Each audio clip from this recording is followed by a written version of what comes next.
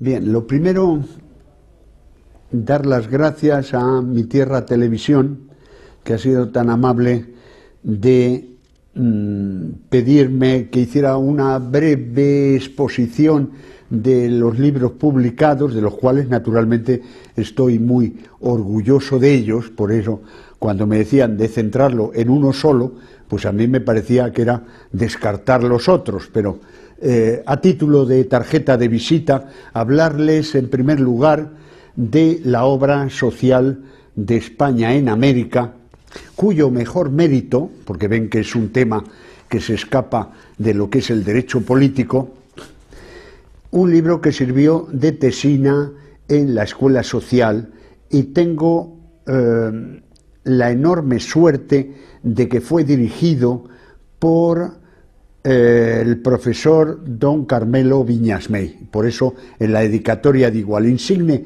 profesor y sabio investigador don Carmelo Viñas y Mey, maestro de historiadores. Dense cuenta que ya en los años 20 tenía libros publicados.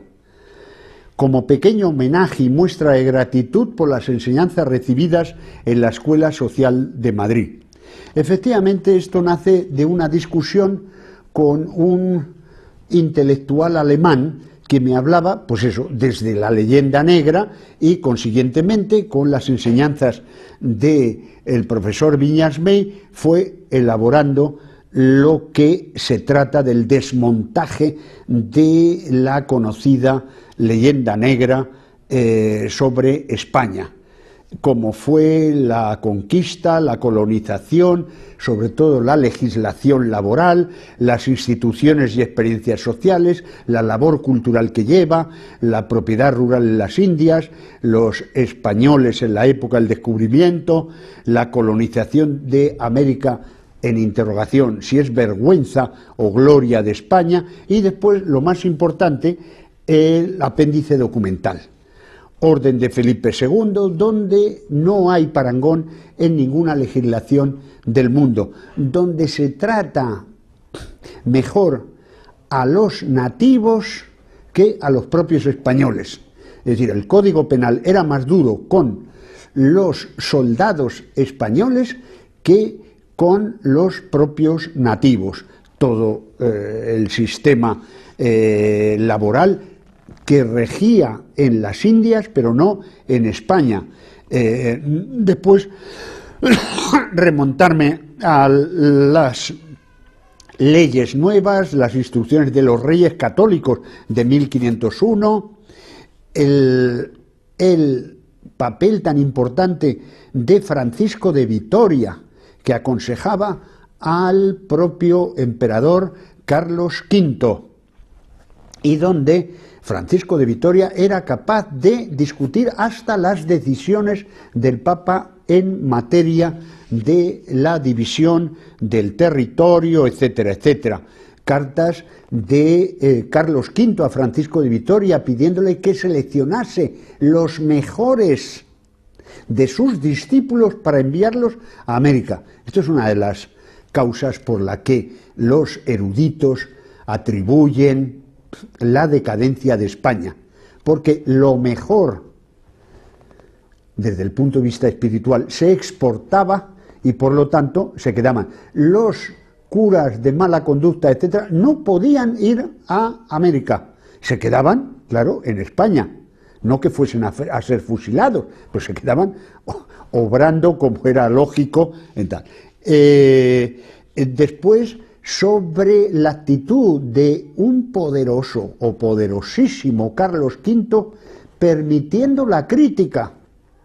nada menos que desde el monasterio de San Esteban, desde el púlpito, se criticaba al emperador Carlos V, y él, con toda su modestia, en lugar de mandarlos un pelotón a por ellos y traerlos arrastrando hasta su presencia, le escribe al padre prior diciéndole con toda humildad, pero con toda razón, de cómo es que se puede criticar lo que está incluso amparado y avalado por el propio Papa, que mientras no esclareciesen los hechos, debían abstenerse de, etcétera, etcétera. Esto era un emperador de la categoría de Carlos V.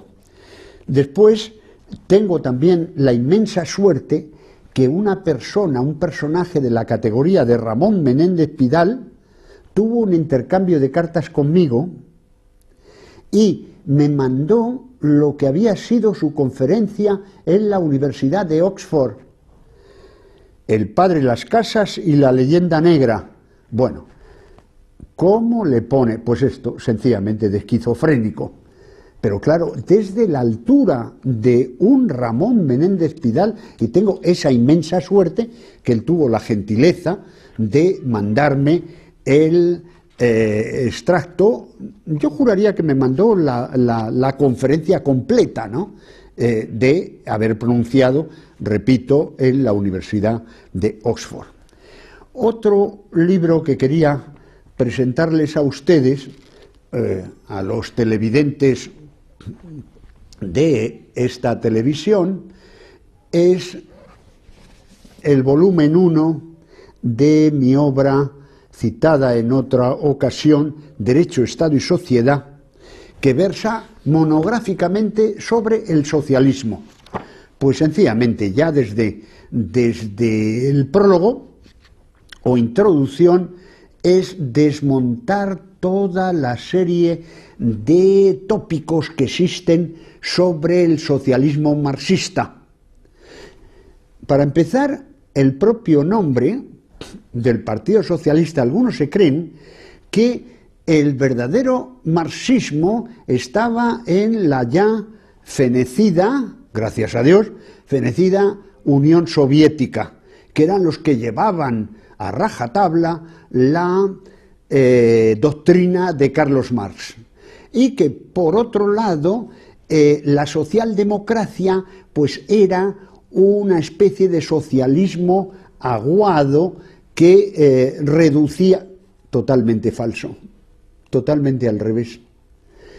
El partido original en la que estaban no inscritos, porque no querían inscribirse, me refiero a Marx y a Engels.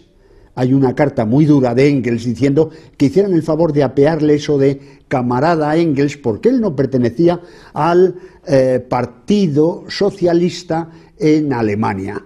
Pues el partido suyo, el que consideraba, el que tenía el refrendo de Marx y Engels de que representaban la verdadera doctrina, era el SPD, es decir, Sozialistische Partei Deutschlands.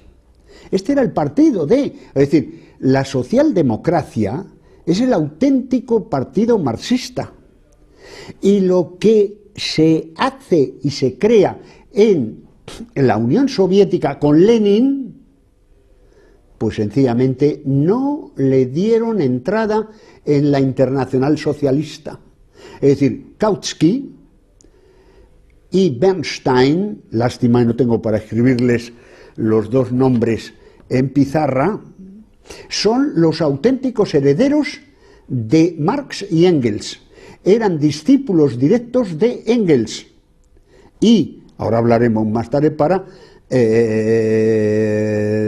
derribar otro de los tópicos del marxismo.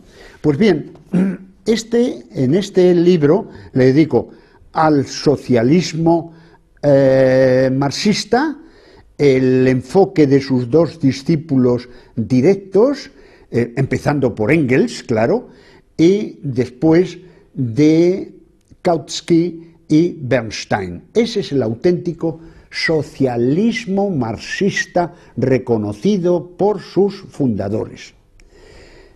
Para empezar, si quieren ver el desmontaje, les diré lo siguiente. Con su humildad, gracias a su humildad, Descartes